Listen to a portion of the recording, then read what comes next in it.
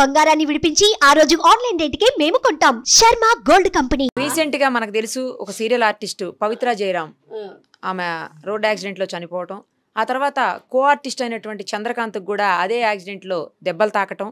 అతను 2 రోజుల క్రితమే సుమన్ టీవీకి కూడా ఇంటర్వ్యూ ఇచ్చాడు. ఆ ఇంటర్వ్యూలో చాలా విషయాలు చెప్పారు కానీ బట్ ఎక్కడా కూడా తల్లిదండ్రుల గురించి కానీ భార్య గురించి కానీ ఆయనకు ఉన్నటువంటి పిల్లల గురించి కానీ అతను మాట్లాడలేదు. ఈరోజు సడన్ గా సూసైడ్ చేసుకోవటం ఏంటి అనేది కూడా ఎవరికి అర్థం కాని విషయంగా ఉంది. పోలీసులు ఇప్పటికే ఇన్వెస్టిగేషన్ స్టార్ట్ చేశారు. ఆ సూసైడ్ చేసుకున్నది కూడా పవిత్ర ఇంట్లోనే సూసైడ్ చేసుకున్నాడు. ప్రస్తుతం మనమైతే అతని ఇంటి దగ్గర ఉన్నాము.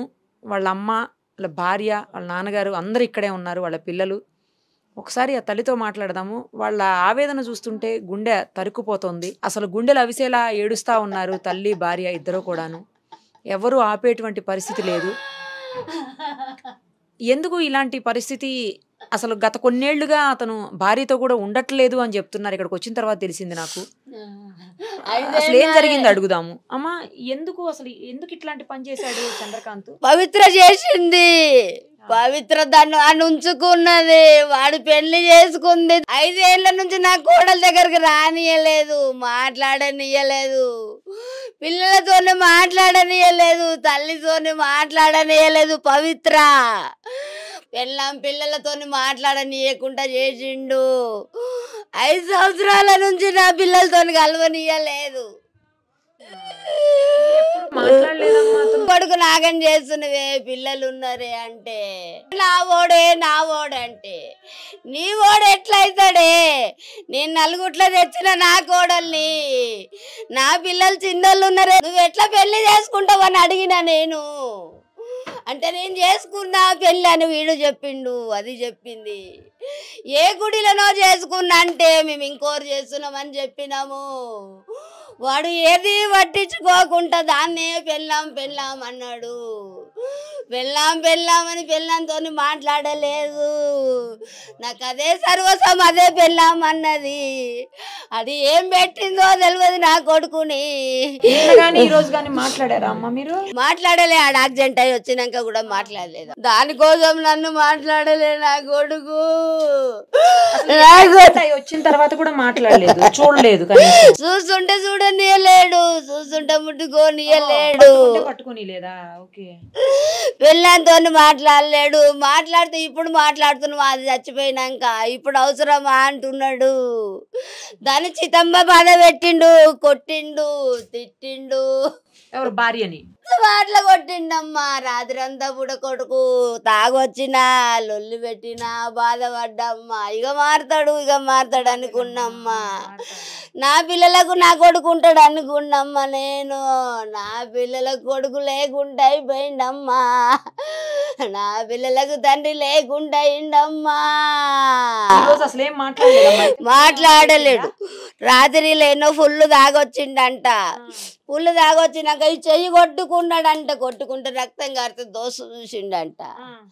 దోస్తులు ఇంట్లో వండబెట్టిర్రు, తాగిర్రని. పండబెడితే మళ్ళీ ఆడపోయి చూస్తే రాకుంటాడేమో మమ్మల్ని చూసి పండుకొని ఏడనో ప్రశాంతంగా రెస్ట్ ఉంటుందని పండుకోమని చెప్పి వచ్చినామమ్మ. ఆ దోస్తే ఇంత తినబెట్టిండంటమ్మా. తినబెట్టినాక పండుకుండేమని పొద్దు నుంచి ఫోన్లు చేస్తున్నాం. పిల్లని దగ్గరికి పోలే, ఏం పోలే. నా దగ్గర రాలేడు. ఏం రాకుంటాయో రాకపోయాని చెల్లె ఫోన్ చేస్తుంది, పిల్లం ఫోన్ చేస్తుంది, ఫోనే ఎత్తుతలేడు.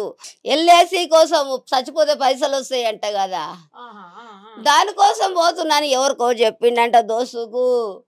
దానికోసం చెప్తే ఇంకా వస్తలేడు కొడుకు. నాశ తినలే, ఏం తినలేడు అనుకున్నామ్మా నేను. నాకు 2 కొడుకులు, 1 బిడ్డ అమ్మా. అయితే మాత్రం ఫోన్లు చేస్తా ఉన్నాం. 12 గంటల నుంచి ఫోన్లు చేస్తుంటే ఫోన్ ఎత్తుతలేడు. దోస్తులే కదా ఈ రోజు 12 గంటల నుంచి ఫోన్లు చేస్తా ఉంటే ఎత్తుతలేడు.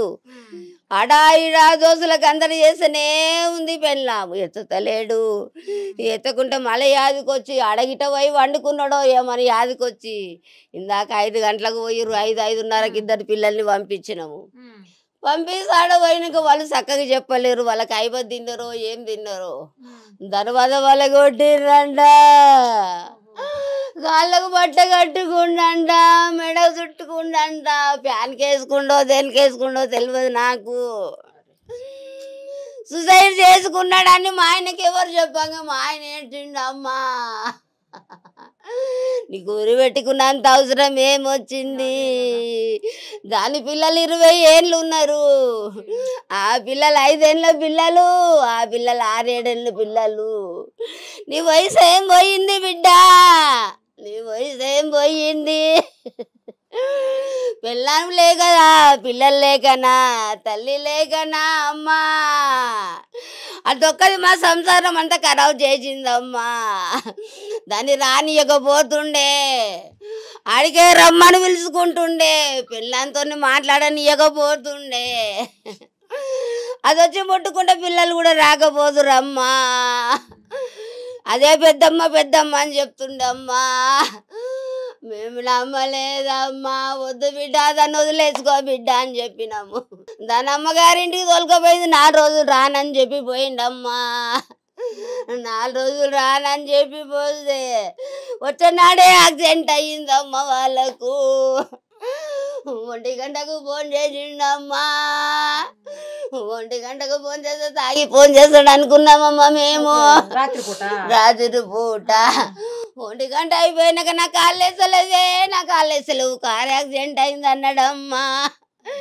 కార్ యాక్సిడెంట్ అయిందంటే నా కోడల దగ్గర కూరికినమ్మా నేను. అమ్మా కాళ్ళు వేసలేవంటే పవిత్రలు వేసలేదే, పవిత్రలు వేసలేదు అన్నాడే.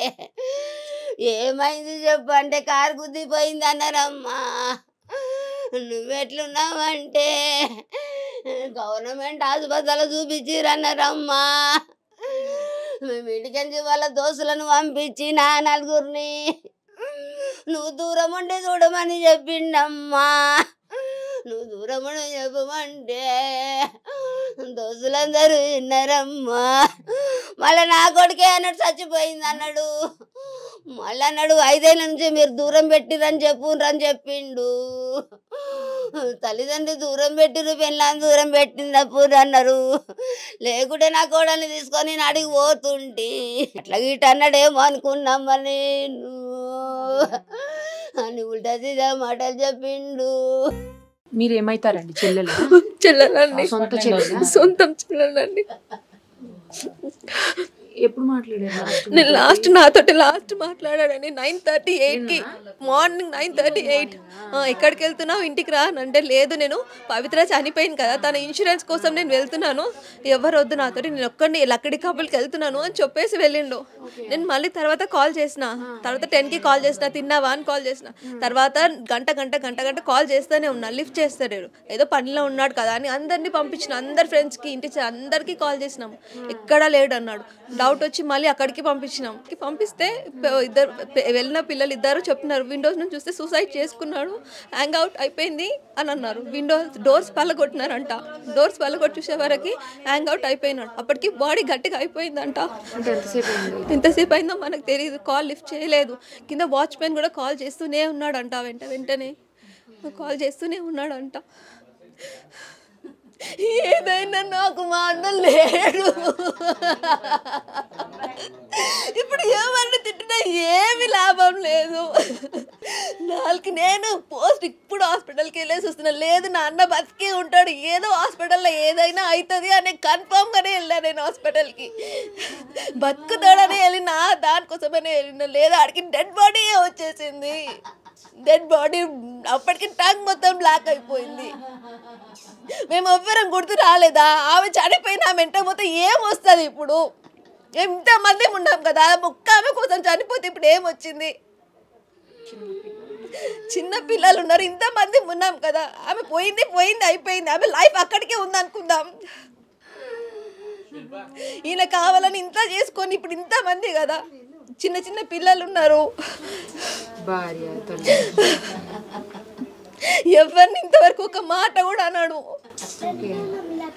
ముందంతా మంచిగానే ఉండేవాడు అంటే ఇప్పుడు ఈ షూటింగ్ లో వెళ్ళినప్పటి నుంచి ఆమె ఏవైతే త్రినేని సీరియల్ నుంచి పరిచయం అయిందో అప్పటి నుంచి స్టార్ట్. ఎవరితోటి మా అందరితోటి టచ్ లో ఉండలేడు, సరిగ్గా టచ్ లో ఉండలేడు. ఆమెతోటి ఆమెనే లోకం అనుకుంటా తిరిగిపోయినాడు మొత్తం. సరే అట్లానైనా సరే అన్నాం, అక్కడ ఉండు ఇక్కడ ఉండు అందరినీ చూసుకో అని అనే మేము అందరికీ ఏమని కూడా ఏం అనలేము అయినని మేము సరే అని ఒప్పుకున్నాము.